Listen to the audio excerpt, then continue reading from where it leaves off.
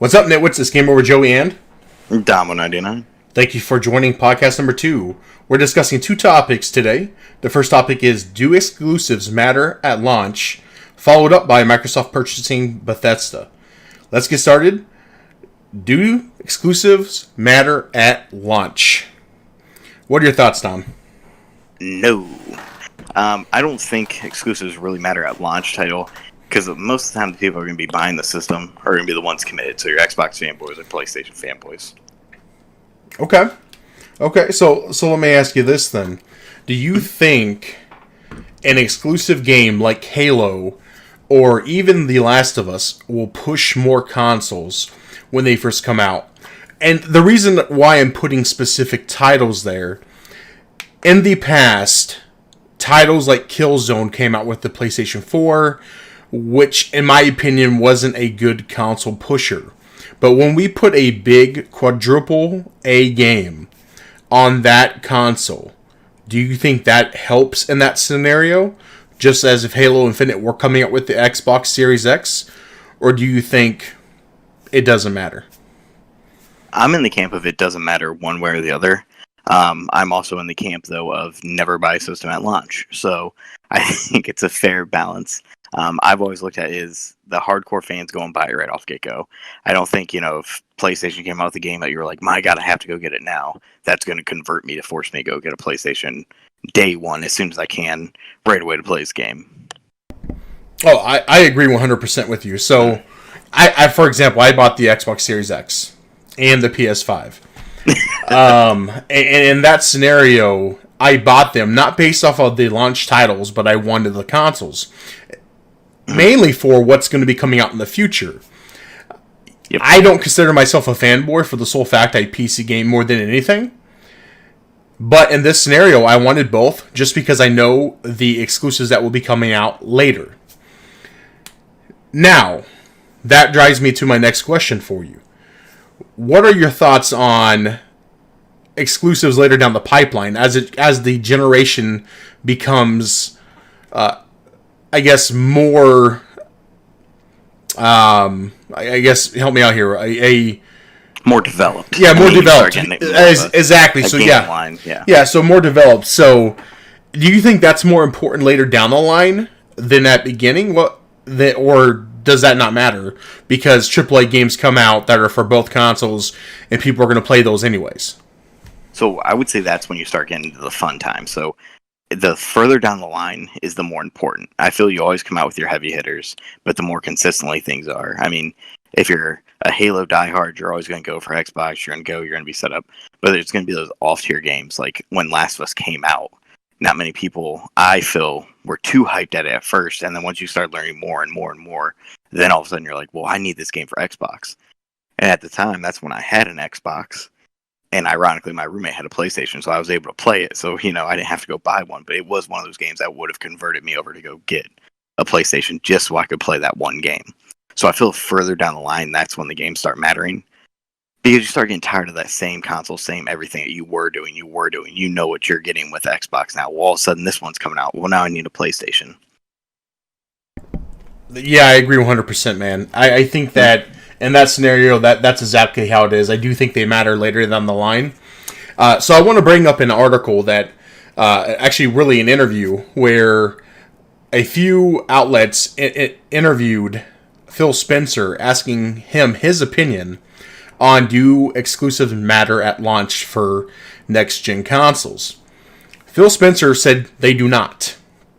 He is a firm believer that this only matters later down the line, especially when you see the sales for the Xbox Series X and the PlayStation 5 both being sold out day one in a matter of an hour, sometimes within minutes at launch. They were both sold out. You couldn't get your hands on one. So right then and there, if you think about it, that kind of proves that theory. No one really cared about that. People really didn't care about the exclusivity. And going back to that, I want to add this to it too. It kind of back to where I bought both. I look at it like this. Cyberpunk 2077 comes out December 10th. You have Assassin's Creed Valhalla. You have so many AAA games dropping right now that I want to play. Do I have time to play these exclusive titles? I mean, yeah, I could, right? Yeah, would that be awesome to play Halo Infinite right now? Yeah, it would have been. But still, my mindset's focused on Cyberpunk 2077. My other mindset is Assassin's Creed Valhalla. Godfall came out. But I know it's on PC as well. And it's considered an exclusive, a timed exclusive, but regardless, I can still play it on my PC. But there's so many games dropping. So I guess in my opinion there too, it really doesn't matter. Because when you think about that, Cyberpunk itself is going to draw so many people in and take them away from any game that dropped before it and that come after it. Now, I will throw one curveball in, but it's probably because I'm a Nintendo fanboy. I feel when a Nintendo system launches, that's what will draw people a Nintendo system launch title. Because you always will have a Mario coming, and people have been loyal to Mario since he arrived into the video game universe. I just feel like when you have something like that for Nintendo, which is just so different, because you have so many cross plays now with Xbox and PlayStation, I feel they're on such a different level that people forget about Nintendo, and then all of a sudden you start seeing like, hey, Mario's coming. Like, hey, we need to jump on that. Like, yeah, let's go get Switch. Let's make sure we have that to make sure we can get that and play Mario. But I've always felt Mario's been kind of the party, especially Switch, is more the party system of like families and stuff. So I feel like that one would be the only difference in this whole conversation. I feel when it's Xbox versus PlayStation, I don't think launch game titles matter, but Nintendo definitely is a little bit more of an oddball for, Zelda, Mario, anything like that. They always draw people in. Oh, I agree 100%. And I'm also a Nintendo fanboy, and I think that is the one console that has a game changer, if you will. Mm-hmm. It does matter, especially with games like Mario Odyssey and the new Zelda game. I think those games right there were masterpieces. In my opinion, 10 out of 10. I enjoyed playing both of those. And when they dropped the next console, I think they're coming out with they said it was a Nintendo Switch Pro, if I'm not mistaken. Yep. When they drop that, the next drop with it's probably going to be the next Zelda game, because that's been highly anticipated, and there's a lot of rumors about that.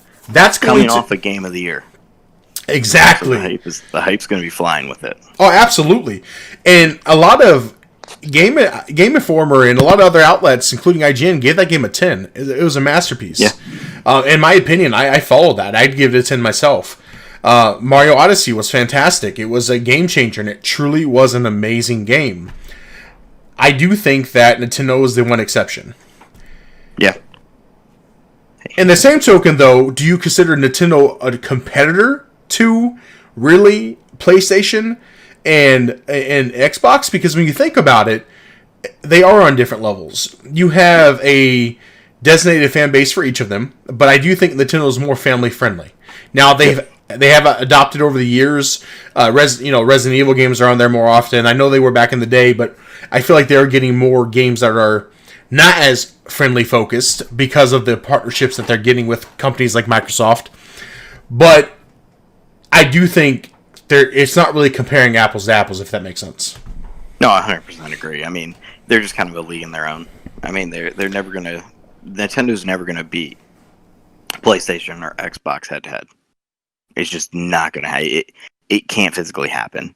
They don't produce enough big time title games. They have their own niche, and Nintendo will take advantage of that, and they know they have that, and I feel they are so true and loyal to it that for any title or anything, it's always a separate definition when you talk about sales versus Switch versus anything else.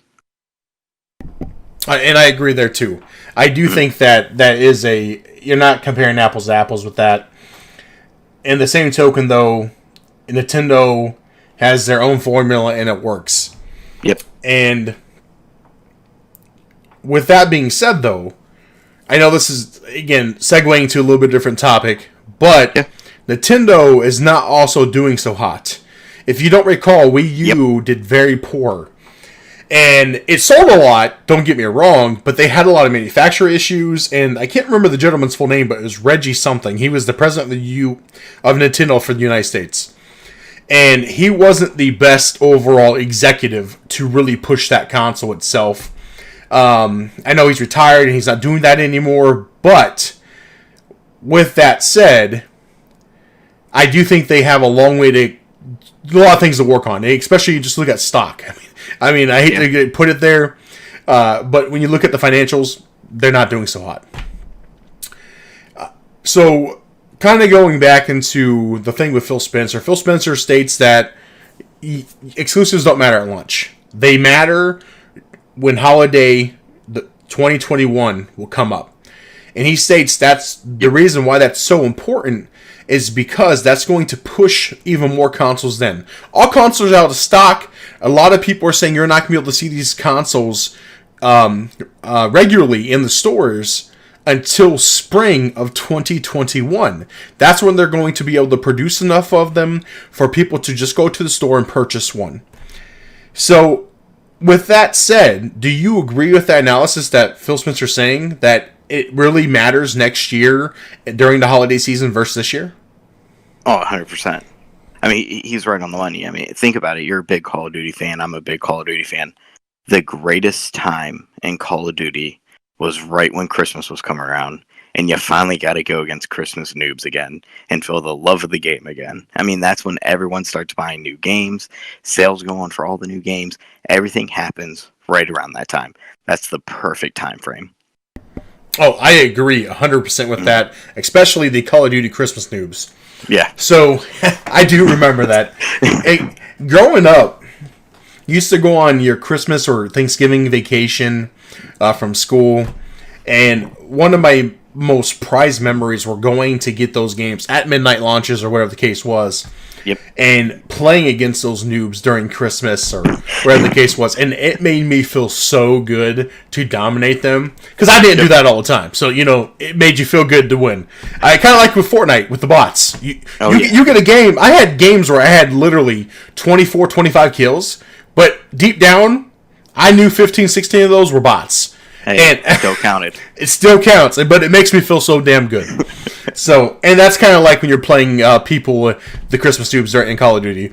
I mean, at the end of the day, they're bots. Yeah, I can't argue with that one. But it makes you feel so damn good. But I do agree. I think that next year is going to be really the true testament. It's going to show what console is going to sell more. The counter that argument, though, remember, Phil Spencer's been very, very upfront about he's not trying to sell the console, he's trying to sell Game Pass, which is not arguably, it is the best deal in gaming. It is. There's no arguing at all. And I really want to go into detail about this, but I think it should just be for a whole separate podcast. But I just kind of completely agree. But just to touch base on it just a little bit, I do want to bring this up because it is listed here. And I think that, with that being said, it is the best deal in gaming. And PlayStation has already announced that they would never put their first-party games on PlayStation Now because it would cost them too much money. Yeah. But you have to remember, you're going up against the wealthiest country in the world. They earned that title this year. They surpassed Apple and Walmart. So you're talking about a $1 trillion company. Actually, my mistaken, $2 trillion company. They're worth more than banks. So you have put that in perspective. They're not losing money. They're going to still make money, not as much as they could if they didn't do that, but they know long term it's not going to affect their pockets. So that's kind of what Phil Spencer's trying to do, is push that Game Pass. He wants people to be playing on their computer, their Xbox, and also on their phone with xCloud. I think that is absolutely amazing. Now, what's even crazier thing about that is you're not even focusing just on now the console sell or the console game. You have PC gamers playing, mobile gamers playing, and now console gamers all playing the same things. I mean, that just builds up your community. I mean, if you want to go back to our first discussion on Fortnite, the V-Bucks and subscription-based or anything, you're going to have so many more people now buying different skins, different everything, simply off that one thing. Whatever game you can be, you throw out a money buying grab, people are going to take advantage of it on every single platform now. Oh, I agree 100% with that. That's exactly what it is. That's what it comes down to. And he'll make his money one way or the other off of it. Oh, absolutely. And you got to think they were at 15 million Ultimate Game Pass subscribers I want to say this was about a couple months ago. And put that in perspective real quick. So if you're looking at 15 million people, okay, on a monthly subscription at $20, that is $300 million per month, right? Yeah. And if you look at that course of over 1 year, you're looking at almost $4 billion. PlayStation stated they wouldn't do that for one sole fact. It can cost anywhere from $100 million to $400 million to make a game. Again, gonna be another podcast a different day, because we can discuss. I have no idea how games got that expensive. But with that being said, though, $4 billion a year. Okay, if a game costs $400 million to develop, if you're looking at $4 billion per year, that's a ton of money that Microsoft is pocketing. And it will eventually pay off all those games developed that year, that dropped that year. So, I mean, that kind of segues us into the perfect conversation of them purchasing Bethesda for $7.6 billion. When you said, how much do they make yearly off just Game Pass? $4 billion. So in 2 years, they've paid off what they've invested into purchasing Bethesda. Yeah. Like that. So, it's insane. Go ahead. Oh, no, I mean, that's just amazing business. And now they completely own one of the strongest studios there are. I mean, think of Skyrim, everything. I mean, you're having a chance now where you can control your competitors now. For the future on, they'll be able to control that. And that's insane. So, yeah, they did purchase them for $7.5 billion. And when you put that in perspective, $7.5 billion, again, to Microsoft isn't that much. I mean, it's a lot to any company, but when you're looking at financials, Microsoft, $2 trillion. Then you look at Sony, $100 billion. That is almost 10% of Sony's portfolio. So it was something that Sony couldn't have done. Or if they would have done it, could have cost them a lot. So I want to really start off with why this came about, how it came about, and why was Bethesda such a huge company? We shouldn't even say ZeniMax, because they're the parent company. Why did they allow such a huge just company to be? Why did they sell? Why did they say, okay, we have to sell our product, we have to sell our company, we need to get out? Why do you think that is? And that at the end of the day, it comes down to financials, right? So. Yeah. When you look at some things, and I kind of just want to address it just with everybody here, is that it's one of those things where a company that you thought was doing so hot, $7.5 billion they're able to sell themselves for, that's a pretty good number. But over the last 4 years, can we think of a huge quadruple A game? And I don't say triple A, quadruple A, triple A, two different things. Quadruple A, in my opinion, is one of those games that come out that are just amazing masterpiece that really pushes the edge, like GTA 5. Yeah. Skyrim, Fallout. Gears. Exactly. So when we look at it like that, how many games have they come out over the past 4 years by Bethesda that where you're like, oh my gosh, this is a huge game? Can you think of any? Skyrim. Okay. That's it. But Skyrim came out in 2000, I think it was like 13 or 2011, I'm sorry. Mm-hmm. Well, another thing to add too from this deal is Microsoft has also chosen to extend from, I think it was up to 23 studios. I think they added like 8 or 9 studios for them. So Bethesda's name also is growing just from being under the Microsoft umbrella now. So, absolutely. I mean, like you're bringing up now, Bethesda has a way to be able to reach out with a bigger, deeper pockets of Microsoft to put money into resources to make more games and get them more known. Exactly, and you're right. It was 8 studios. You have Bethesda Game Studios, you have ZeniMax Online Studios, ID Software, Arcane Studios, Machine Games, Tango Gameworks, Alpha Dog Games, and Roadhouse Studios. So that is 8 new studios, bringing them up to a 23 individual studios developing exclusive games for the Xbox community. And thinking in that perspective, we have some major titles. You have Doom and Wolfenstein by ID Software. Yep. And then you have Arcane Studios, which develops the Prey series and Dishonored series. two huge games, followed by Machine Games, who also do Wolfenstein.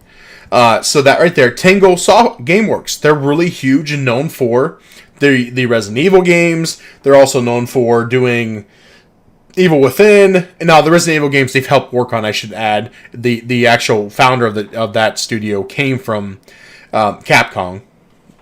The Roadhouse Studios and Alpha Dog Games, they're really just studios that focus on iOS and help develop games on the back end with these bigger companies, but they still count, right?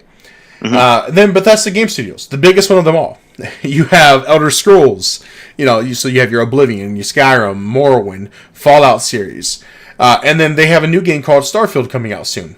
Well, hopefully soon. I should add that. I know you're excited about that. I am super excited. And the craziest thing is they have not shown much footage, and yet I'm still geeked. I'm like, yeah, I can't wait to play this. But again, it's that nostalgia that Bethesda Game Studios brings. Growing up, man, I played Morrowind. Mm-hmm. I played Oblivion.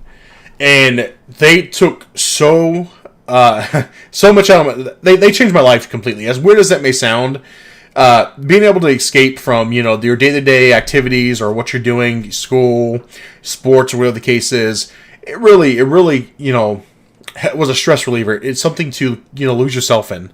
And I know you could speak to that, for example, with Mass Effect. Oh, yeah. Mass Effect is a love of mine.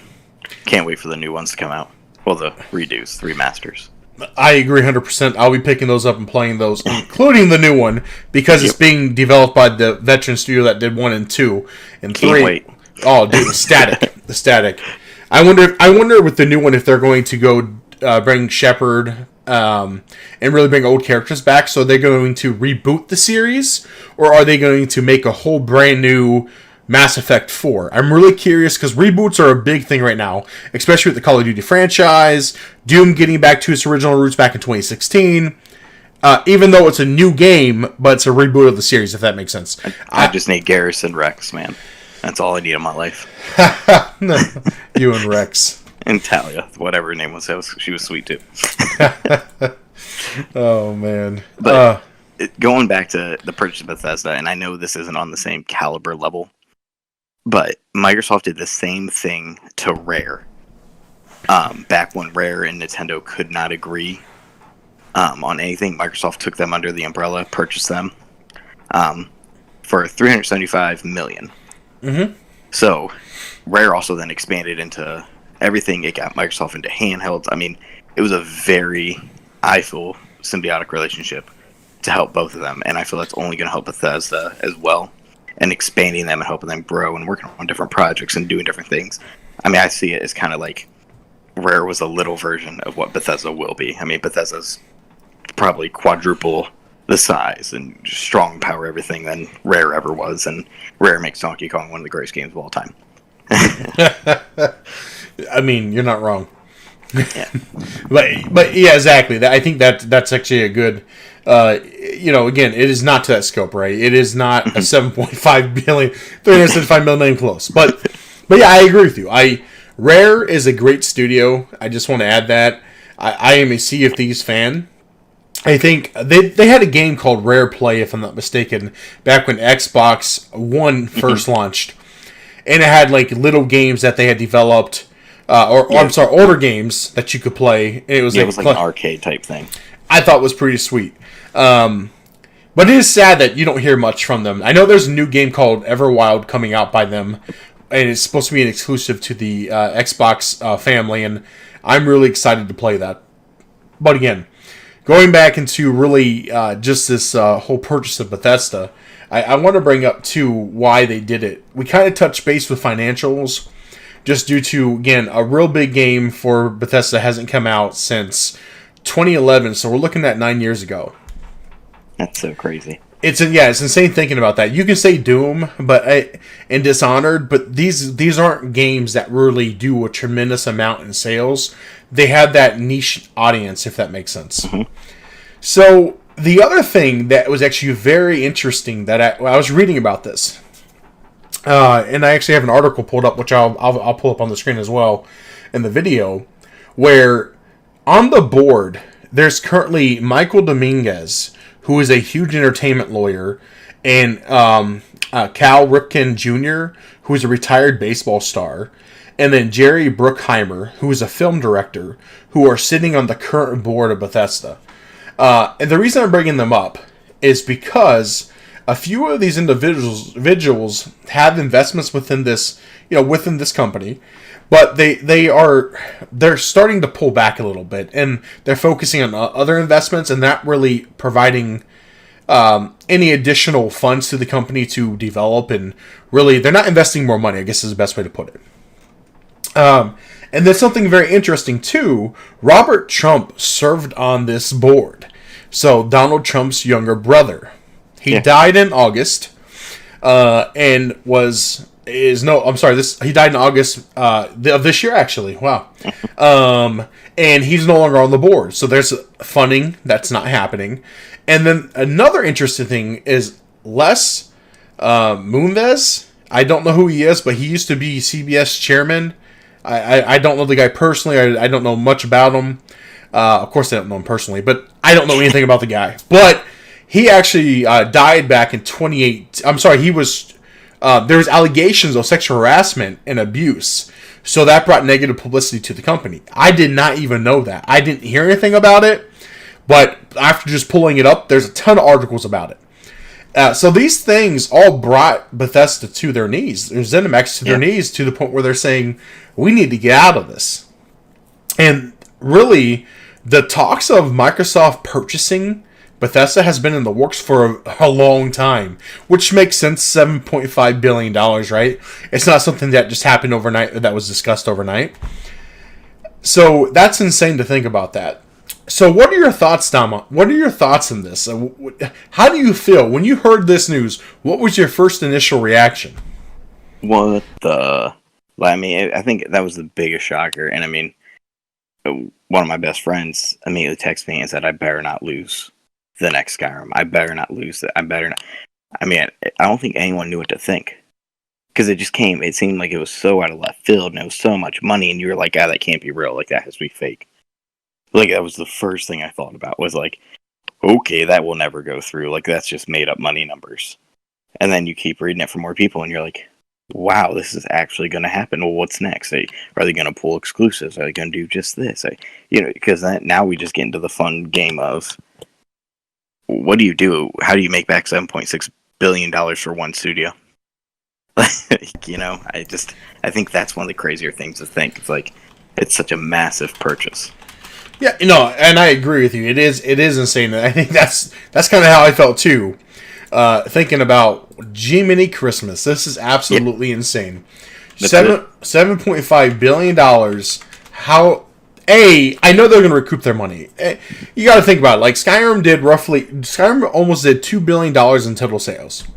So, right there is a huge chunk of the money they lost. If they drop another Elder Scrolls game, which will probably do 10 times that amount in sales.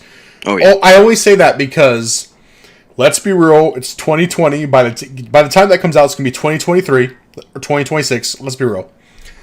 When they drop it, they're going to have in-game stores for microtransactions because everyone's doing it.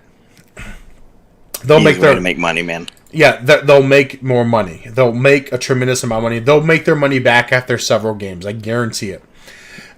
So, yeah, my initial reactions were like, this is insane. What's going to happen? What's going to happen going forward? I'm not going to lie. I was actually kind of excited.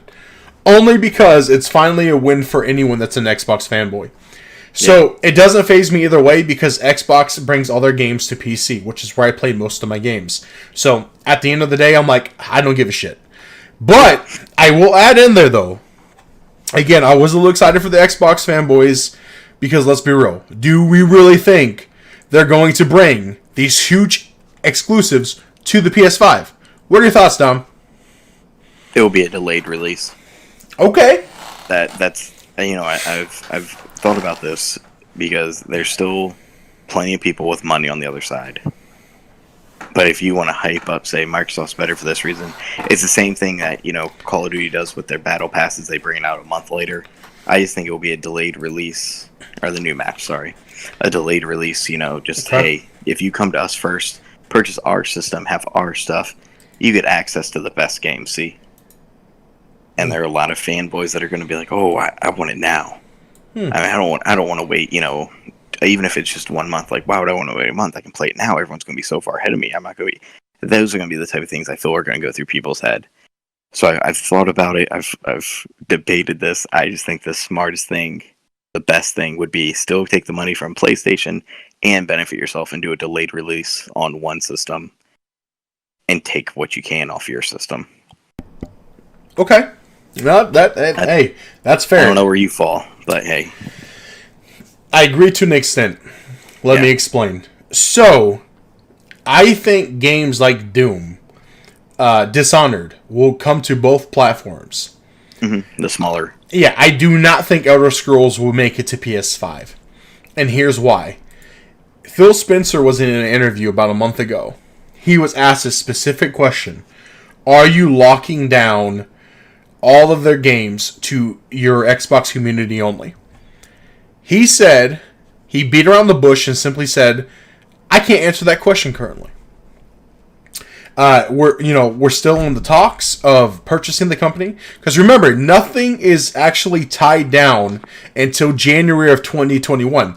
The contracts have been signed. They own them, yes. But, again, they're not making any... The acquisition doesn't completely happen to January 2021. Now, think about it in this perspective.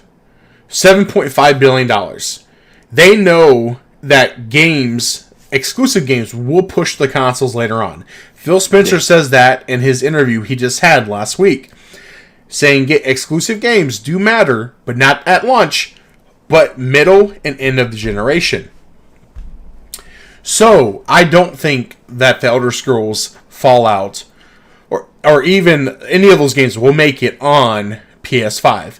I truly believe that because Phil Spencer, again, is beating around the bush. He's not answering the question. I think the only reason why he's not doing it right now is because of legalities. I don't think legally he's allowed to yet. I do think that that's going to be the case. I think Doom Eternal, all the Doom games, again, Dishonored, The Evil Within, yeah, they'll be timed exclusives. They will make it to PS5. But those bigger titles that will sell the Xbox Series X and sell Game Pass will not be coming to the PS5. Wow. I mean, that makes sense, though. Yeah, and I was thinking about this, too, because when I watched his interview, or I read about it, I read his interview, and then I watched some videos of him talking about it. Him being so hesitant on not answering that question, and again, I know legalities, blah, blah, but still, think about it, $7.5 billion. If I went and bought a company for $7.5 billion, and I was Xbox, or Microsoft, I mean, and I owned all rights to these studios, why would I give my competitor still a competitive edge, even though they're not letting Spider-Man come out on my console? They're not allowing Last of Us, Uncharted, God of War. They're keeping those exclusive to just their consoles. Now, maybe it would be different if they said, hey, we're going to bring it to the PC. But still, even then, it's not benefiting Xbox. So, I just can't see Xbox giving away the farm. It just doesn't make sense, in my opinion. It's bad business. It is. So, I just can't see it. They may do it with Starfield. They may actually let it come out on PS5. Only for the sole fact, when that short 30-second trailer was shown, it said PS coming to PS5, Xbox Series X, blah, blah, blah. So they may allow that one to come out, but that will be a timed exclusive. But Fallout, Elder Scrolls, I think they're not going to make it. The Elder Scrolls Online will always stay on all platforms because of the type of game it is. Mm. But other than that, no, I don't think these big games are making it. I know that's going to disappoint a lot of people, but in the same token, it's a business move. You got to think about it like that. Hey, you can't argue. I mean, yeah, and I think that's what it comes down to at the end of the day. So again, I think it was an amazing purchase.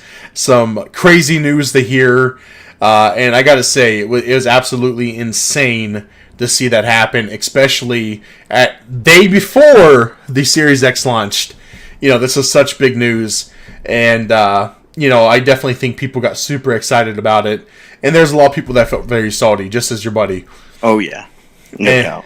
And I know a few people myself, but just because I know him and I know his reaction makes it even better. It really does. Yeah, so because I remember talking to him about it too, which I think is hysterical.